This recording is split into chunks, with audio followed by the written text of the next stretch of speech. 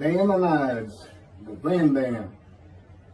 Moses Maimonides, this is in parentheses, Moses Ben Maimon,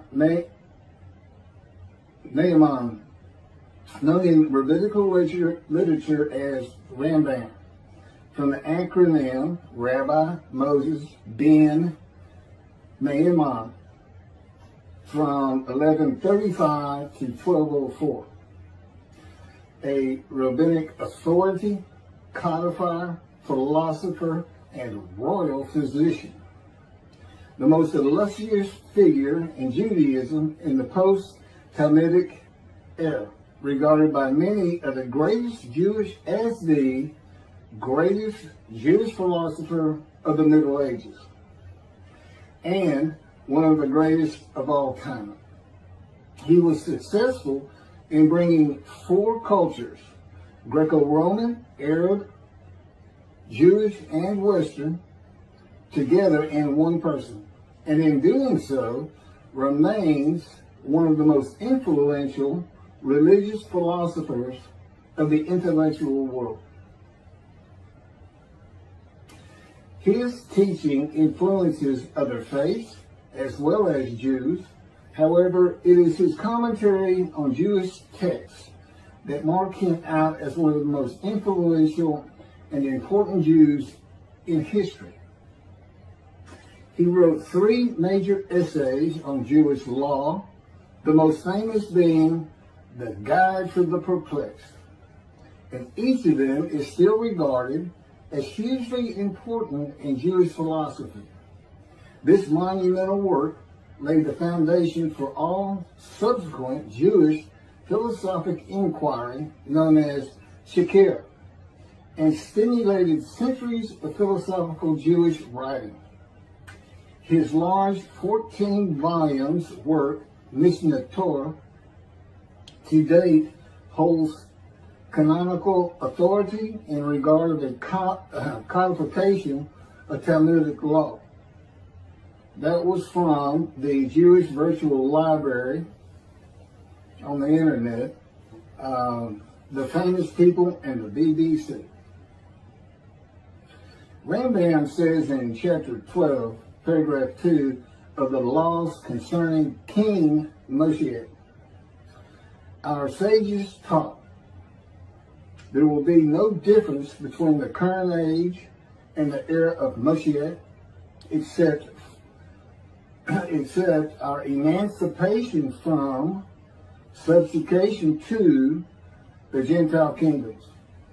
The simple meaning of the words of the prophets appears to imply that the war of Gog and Magog will take place at the beginning of the Messianic Age. Before the war of Gog and Magog, a prophet will arise to rectify Israel's conduct and prepare their hearts for the redemption, as it is written. Before I go any further, there will be no war of Gog and Magog. Period. I am Moshiach. This is the the era of Moshiach. And in addition, I'm not here to rectify Israel's conduct. And I would like to think I'm preparing their hearts for the redemption, because it is here.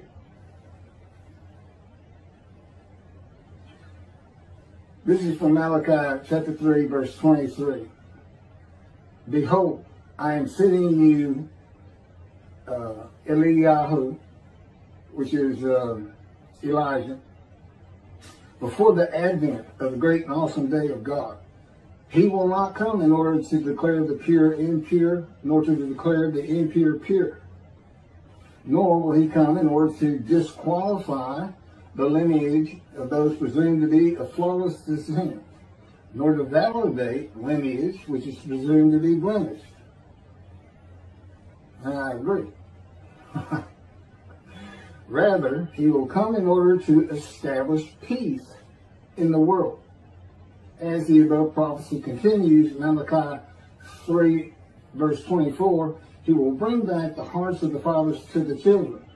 And that is incorrect. I don't come here to bring peace or have the world come to peace. or to establish peace in the world. No one can do that. Humanity will never be at peace. It's just not what man is. It's not how things have ever worked. Elijah does not come to establish peace in the world. And again, God dictated this to me. I didn't come up with all this on my own.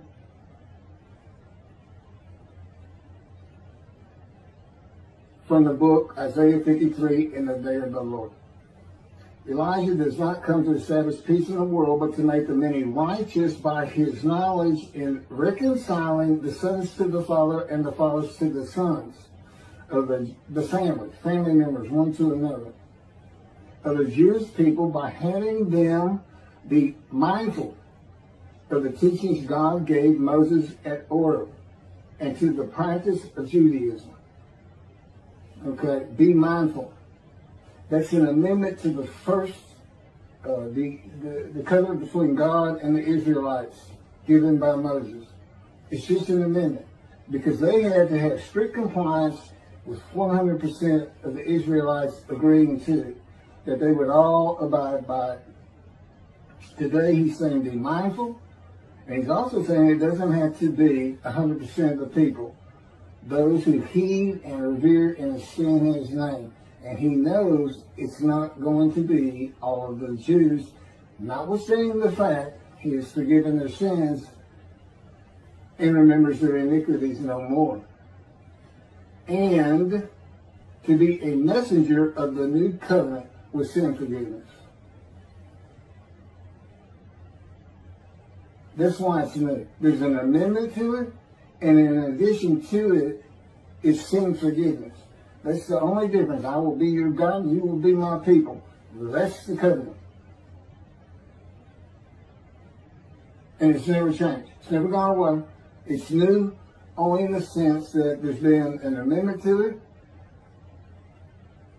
and in addition to it, and it's a ratification and confirmation of the covenant at Mount Sinai, Horeb. Rambam and the sages say in chapter 12, paragraph 3 of the laws concerning King Moshiach, God makes it real clear. He calls Moshiach, my servant David, a shepherd. He's a teacher. There's been no Davidic kingdom dynasty that Rambam thinks is coming. And that's all you have. Now, there is a slight reference to king and prince throughout the covenant of friendship. That just means leader in this context. He's a ruler amongst the people, not a ruler over the people. This is just Rambam's rendition of what a Davidic kingdom would be, but it's not in the Hebrew Bible. During the era of the King Moshiach, once his kingdom has been established and all of Israel has gathered around him, the entire nation's line of descent will be established on the basis of his words, through the prophetic spirit which will rest upon him. In the Middle Ages and in antiquity, they believed in prophetic spirits. This will not happen. I do not have a prophetic spirit. The Spirit of God alighted upon me, but he's a person that he helps me. He'll tell me things and teach me things. But there's no such, by and large, nobody believes in that kind of thing anymore. That somebody can just prophesy. God prophesied. He has absolute knowledge of humanity from Adam on to the end of the earth. Okay, now he can tell a man, write this down, or go tell the people this. But this just comes from him by knowledge. No man gets a spirit upon him and all of a sudden he can prophesy.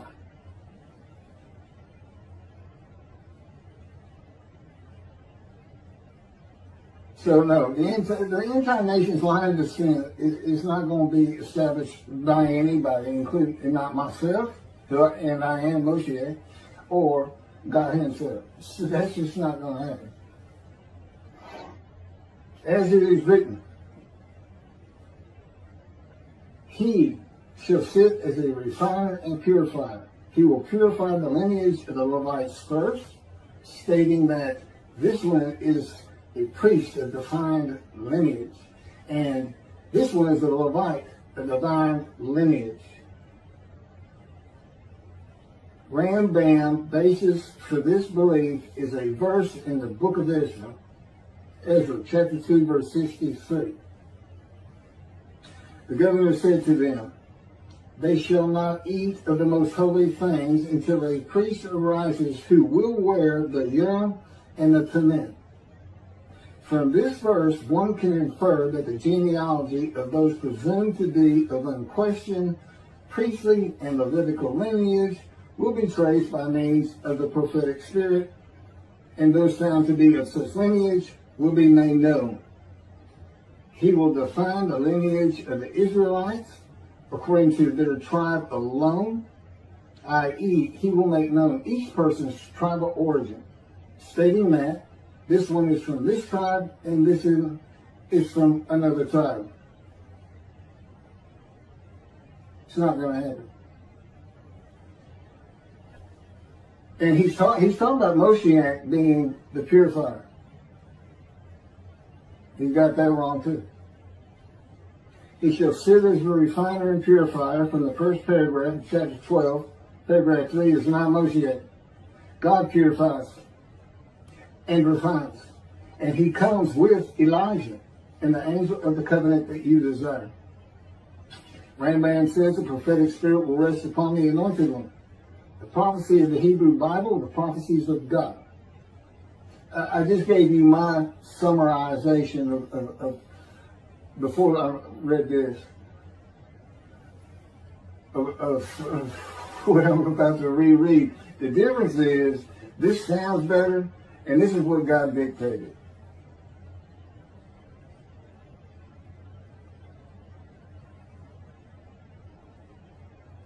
The prophecy of the Hebrew Bible, the prophecies of God.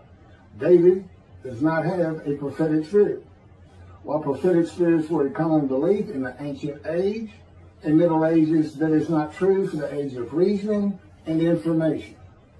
Isaiah chapter 11 verse 2 defines the attributes of the spirit that alights upon the anointed one as a spirit of wisdom and insight, a spirit of counsel and valor, a spirit of devotion and reverence for the Lord. There is nothing regarding a prophetic spirit, and even that it's just what the Spirit of God lit upon me, and He has all these attributes, and they teach me, and they tell me as I speak to people how to do and how to be. But a spirit didn't just alight upon me in and of itself, and within God's Spirit is God Himself, His very presence, His mind. You know, it's a hard concept because Judaism's never taught it, but it's in Ezekiel. I don't recall the chapter and verse, but God told Ezekiel, get up upon your feet. Ezekiel says, at that very moment, a spirit entered into me, and I could hear God's words. Couldn't hear God's words until the spirit entered into him. Why? They had to be inside you. They had to be inside you. It's speaking to your mind. God doesn't have a mouth and tongue. You know, he can, within me, He can make me sense, perceive that this is where His presence is. And that is where the words are coming from. As though to my ear, even though it doesn't really seem like my ear, but it does seem like it's coming from over here, or over here, wherever He wants to do it. The Spirit enters into you, and God is in His Spirit. And this is Malachi chapter 3, verse 2 through 5. But who can endure the day of His coming? And who can hold out when He appears? For He is like a smelter's fire and like fuller's lye. He shall act like a smelter and purger of silver. And He shall purify the descendants of Levi and refine them like gold and silver. So they shall present offerings in righteousness Then the offerings of Judah and Jerusalem shall be pleasing to the Lord, as in the days of yore, and in the years of old. But first I will step forward to contend against you, and I will act as a relentless accuser against those who have no fear of me. This is God, and not David or Elijah. It's God. And what does he say? I will act as a relentless accuser. He says when in Moshiach is here, his servant David is here, he says, I'm going to have a reckoning and dismiss the shepherds of the flock, the rabbis. I'm going to have a reckoning and not dismiss them. Primarily for teaching this Messianic Era. Secondly, for ignoring his prophet. That would be me. Shunned, despised, and held of no account. That's how they've been treating me for years now. God's been with me 13 years to prepare me for this, and that's how they treated me.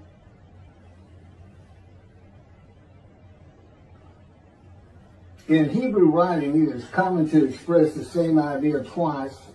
Okay, God's telling me to move on. I don't need to hear that. It just had to do with smelting and this and that. In Malachi 1 and 2, the priesthood has been defiled. They offered polluted offerings. They had turned from God, refused to listen to him, and they profaned God's covenant. They disregard God's ways.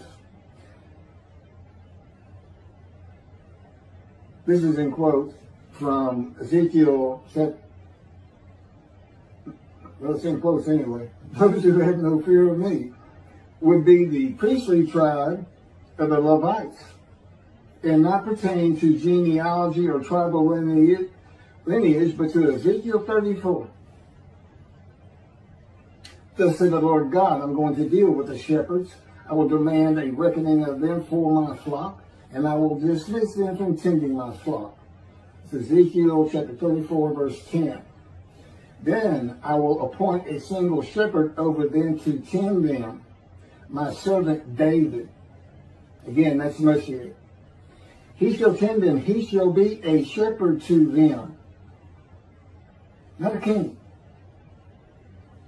I, the Lord, will be their God. My servant David shall be a ruler among them. I, the Lord, have spoken, and I will grant them a covenant of friendship.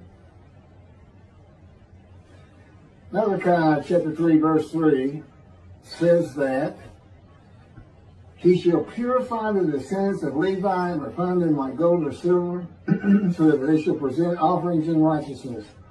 This would be those rabbis who accept the words of the prophets of God as interpreted in this day of reasoning and information, and not as interpreted in the ancient age and middle age. You want to be purified. If you want to get out from under the dismissal, you're going to have to learn everything God dictated to me in Isaiah 53 in the day of the Lord, and the second book, the life of God's righteous servant of Isaiah 53, which is my life.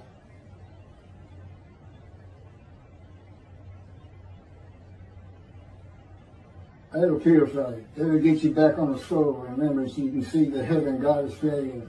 The name Israel still ain't good. The era of redemption, restoration, and exaltation versus the day of the Lord as found in the book. Rambam and the sages interpreted it as a prophecy that Moshiach, with a prophetic spirit, will determine the lineage of the priests and Levites from a verse in the book of Israel. I've covered this.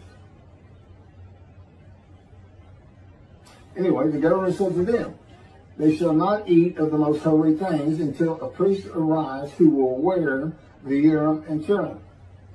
This has nothing to do with genealogy of Levites today, or purification and refining, or a prophetic spirit on Moshiach.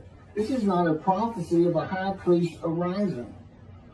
And it is not Moshiach, but an answer to those that could not prove they were Levites. when the verse is put into its proper context. This is Ezra, chapter 2, verses 61 through 66. Of the sons of the priests, the sons of Habiah, the sons of Hakuz, the sons of Barzillai, who had married a daughter of Barzillai and had taken his name. These searched for their genealogical records, but they could not be found. So they were disqualified for the priesthood. The Teshachta ordered them not to eat of the most holy things until a priest with Urim and Thummim should appear. It was just a specific instance. In the Hebrew Bible, the Urim and Thummim are elements of the breastplate worn by the high priest attached to the ephod. They are connected with divination in general and cleromancy in particular, a belief in antiquity and the Middle Ages rarely believed in today. Two objects used by the high priest to answer a question or reveal the will of God. The ephod was made of fine linen and consisted of two pieces which hung from the neck and covered both the back and front, above the tunic and outer garment. Cleromancy is a form of sortition, a casting of lots. A casting of lots in which an outcome is determined by means that normally would be considered random, such as the rolling of dice, that are sometimes believed to reveal the will of God. Casting of lots, the will of God.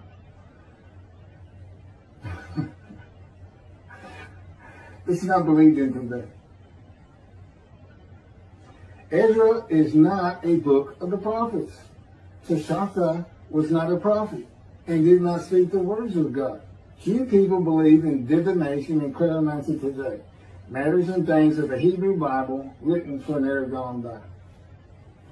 In summation, as great as this man was, and we're talking about the year 1200 or so when he died, born in the 1100s, he was an incredible man, there's no doubt about it. But he didn't have the science, the medicine, the knowledge, the information, the ability to get information that we have today. It's a different time. We just don't believe in some of these things they believed in. You can't just say or say, just say. Now, Rambam also, I can't believe it's not in here. He said Moshiach is going to perfect the world, and the entire world is going to speak Hebrew.